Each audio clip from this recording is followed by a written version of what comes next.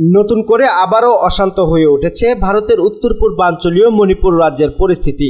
গতকাল মঙ্গলবার জিরিবাম জেলায় একটি দগ্ধ বাড়ি থেকে 2 পৌরের মরদেহ উদ্ধার হয়েছে। জিরিবাম জেলায় বেশ কিছু এলাকায় গতকালও কারফিউ চলেছে। গোটা জেলায় থমথমে পরিবেশ বিরাজ করছে। এর আগে মণিপুরের জিরিবামে সোমবার সন্দেহভাজন কুকি বিদ্রোহী এবং নিরাপত্তা বাহিনীর মধ্যে গোলাগুলির পর থেকে সেখানে 3 নারী এবং 3 শিশুসহ মোট 6 জন নিখোঁজ রয়েছে। স্থানীয় সময় গতকাল মঙ্গলবার মণিপুর পুলিশ এই দাবি করেছে। পুলিশের বিবৃতিতে বলা হয়েছে ওই গোলাগুলিতে 10 জন নিহত হয়েছে।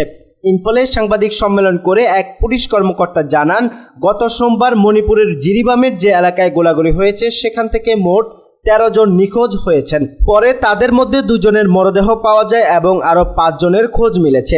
তবে 6 জন এখনও নিখোঁজ, তাদের সন্ধানে তল্লাশি শুরু হয়েছে। ওই কর্মকর্তা বলেন, নিখোঁজ 3 নারী এবং 3 শিশুর সন্ধানে তল্লাশি চালাচ্ছে নিরাপত্তা বাহিনী।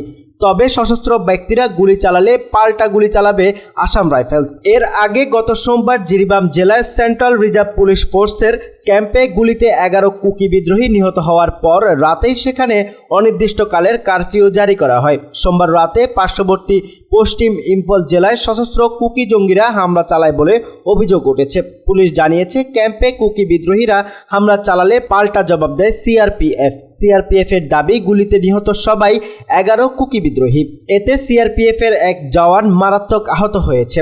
সোমবার স্থানীয় সময় দুপুর 2:30টার দিকে কুকি বিদ্রোহীরা প্রথম বড়বেকরা মহকুমার সদর থানায় হামলা চালায়। এরপরে কিছু বাড়িঘর ও দোকানপাটে লুটপাট চালিয়ে জাকুরাডোর করংওয়ে রাস্তার সিআরপিএফ এর উপর হামলা চালায়। এরপরেই শুরু হয় 2 পক্ষের গোলাগুলি। ওই ঘটনার পরে পুরো এলাকা ঘিরে তল্লাশির অভিযান শুরু হয়, জারি করা হয় কারফিউ। এদিকে 11 জন গ্রাম স্বেচ্ছাসেবকের মৃত্যুতে জিরিবাম জেলার একাধিক জায়গা বন্ধ ঘোষণা করেছে কুকি গোষ্ঠীগুলো। ওইসব এলাকায় অস্থিতিশীল পরিস্থিতি বিরাজ করছে। প্রসঙ্গত, সম্প্রতি মণিপুরের মেইতেই ও কুকি জনগোষ্ঠীর মধ্যে সংঘর্ষের পরিস্থিতি নতুন করে উত্তপ্ত হয়ে উঠেছে।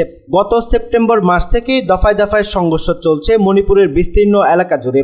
বিভিন্ন এলাকায় তল্লাশির অভিযান চালিয়ে প্রচুর গোলাবারুদ ও আগ্নেয়াস্ত্র বাজেয়াপ্ত করেছে পুলিশ ও আধা সেনার যৌথ দল। এর মাঝে গত মাসের শুরুতেই মণিপুরে আরও 6 মাসের জন্য বর্ধিত হয়েছে সশস্ত্র বাহিনীর বিশেষ ক্ষমতা আইনের মেয়াদ।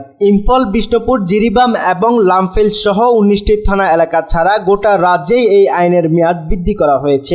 2023 সালের মে মাস থেকে মণিপুরে যে জাতিগত হিংসা শুরু হয়েছে তার জেরে ঘরবাড়ি হারিয়েছে অন্তত 60,000-এরও বেশি মানুষ।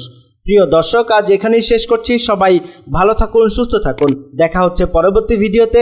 ভিডিওটি ভালো লাগলে অবশ্যই চ্যানেলটি সাবস্ক্রাইব করুন। আল্লাহ হাফেজ।